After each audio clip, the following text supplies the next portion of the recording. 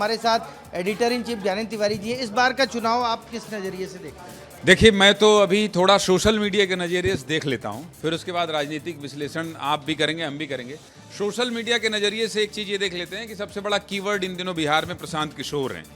और प्रशांत किशोर जिस तरह से आक्रामक ढंग से वो मैदान में हैं, मुझे लगता है कि मुख्य विपक्ष की भूमिका निभा रहे हैं वो। हालांकि बार बार ये कहा जाता है कि जो भी बिहार में चल रहा है या जो सिर्फ भाषणों में चल रहा है, वो ज़मीन में बहुत अलग होता है। सालों से जमी पार्टी और वहाँ पे क्षेत्रीय दलों का बोलबाला रहा है, आपने देखा है। और अभी भी बिना नीतीश कुमार 20 साल से मुख्यमंत्री हैं और बहुत रिलैक्स्ड मुख्यमंत्री हैं। उनको लगता है कि हम अलग अलग दलों के बिना कुछ हो नहीं सकता। जाति आधारित चुनाव होता है बिहार में, इसको कोई इनकार नहीं कर सकता है। सिर्फ जातिगत समीकरण के आधार पर वहाँ के चुनाव होते हैं। और बिहार के बारे में जो मेरा अनुभव है, मैं पिछले चुनाव में बिहार में था मृगन जी, मुझे लगता है कि बिहार के बारे में तब तक कुछ ना कहा जाए कि चुनाव किस ओर जाएगा, कैसे चढ़ेगा, जब तक टिकट का बंटवारा ना हो जाए। मान लीजिए आप कांग्रेस से, मैं भाजपा से हूं और मैंने यहाँ पर 50% जाति वाले को टिकट नहीं दिया और वो नाराज हो गया, तो वो चला जाएगा कांग्रेस में और फिर जातिगत समीकरण पूरे पार्टी की चीज़ों को धता बता देती है। और बिहार में ये जमाने से हम आप इसको बहुत करीब से देख रहे हैं। तो एक तो टिकट बंटवारे के पहले कोई समीकरण और किसी अंदाजा नहीं लगाने की स्थिति में है। दूसरा, खेसारी लाल यादव और पवन सिंह, हम लोग मौजूदा हालात पे बात करते हैं। अभी मैं आज सोशल मीडिया देख रहा था, आप भी देख रहे होंगे कि पवन सिंह की पत्नी एक तरफ रो रही हैं, पवन सिंह जाके अमित शाह से मिल रहे हैं, उपेंद्र कुशवाहा के पैर पड़ रहे हैं, वही उपेंद्र कुशवाहा जिनसे उनकी अदावत हो गई थी। और फिर उसके बाद चिराग पासवान की स्थिति अभी तक क्लियर नहीं है। चिराग पासवान हैं तो एनडीए में अभी, लेकिन बीच बीच में उनकी तरफ से जो बयानबाजी आती है उससे लगता है कि कहां जाएंगे। तीसरी बात, महागठबंधन के सीट शेयरिंग का फॉर्मूला अभी तक तय नहीं हुआ है, मुझे लगता है। अगर मैं अभी नहीं हुआ है अभी। ठीक है मृगेश जी, थोड़ा 2 मिनट में रोकना चाहूंगी। ज्ञानेंद्र जी को 2 मिनट रोकिए, क्योंकि गिरिराज सिंह कुछ बोल रहे हैं, वो सुनवा देते हैं पहले दर्शकों को।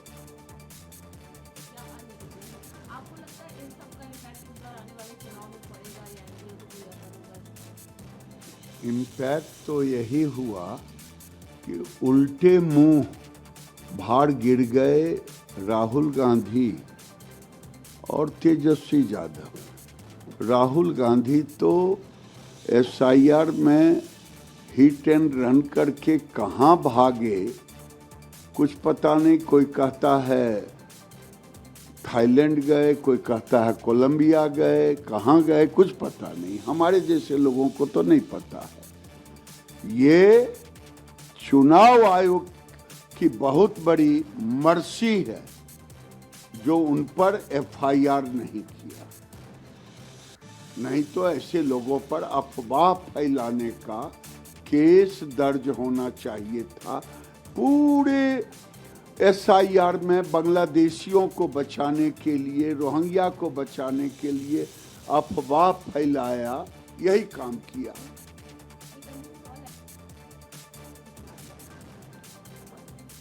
जितना सूरज को पूरब में उगना, पश्चिम में डूबना, उतना एनडीए के सरकार को बनने में तय है। और पूरी 2/3 से ऊपर मतों से। तो देखिए, अभी आप सुन रहे थे केंद्रीय मंत्री गिरिराज सिंह को। उन्होंने साफ संकेत दिया और कांग्रेस पर तंज भी कसा। उन्होंने कहा कि राहुल गांधी आखिर चले कहाँ गए ये पता ही नहीं है। और इस बयान के मायने में समझ लेती हूँ। मृगेश जी लगातार हमारे साथ जुड़े हुए हैं, क्योंकि उनके साथ एडिटर इन चीफ हमारे ज्ञानेंद्र सर भी हैं, उनसे भी वो समझेंगे।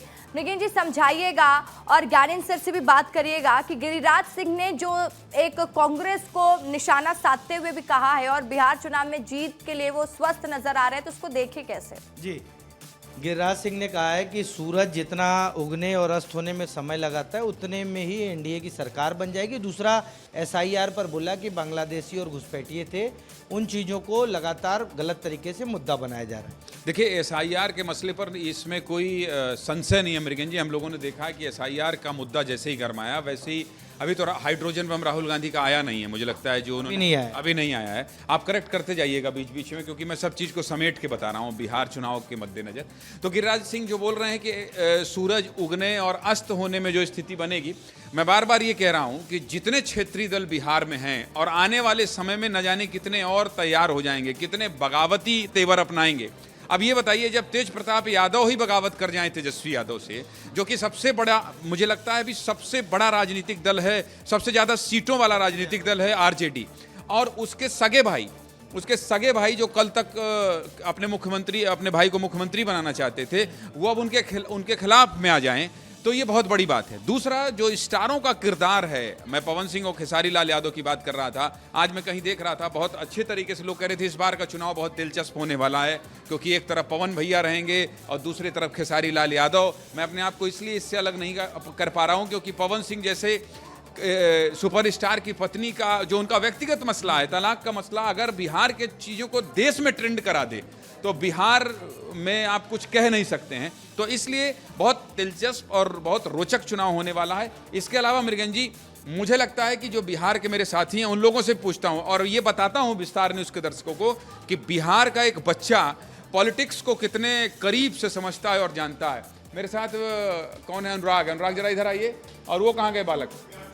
प्रियांशु इधर। ये दोनों बिहार से हैं और अब मैं ये माइक मृगन जी इन लोगों को सौंपते हैं हम लोग, और आप लोगों को बिहारी में बिहार चुनाव का विश्लेषण करना है। जैसे छत्तीसगढ़ का मसला होता है तो मैं रवि मीरी को बुलाता हूँ, रवि मीरी आ जाइए आप इधर, रवि मीरी को बुलाता हूँ और कहता हूँ कि छत्तीसगढ़ी में बताइए, ये मैं कम समझता हूँ। वैसे ही आप लोग आपस में कि बिहार का चुनाव कितना रोचक होने वाला है, बिहार के जो दर्शक हैं वो सुनेंगे समझेंगे, इसलिए आपको बिहारी में बात करना पड़ेगा। अनुराग और आप अब आप अच्छा पूरी आती है। अच्छा तो फिर आप ही शुरू करिए और आप इन लोगों का संवाद जनता तक पहुंचाइए, आपको तो आती है। हाँ, शुरू करेंगे मृगन जी, मैं पिक्चर से आउट हो रहा हूँ।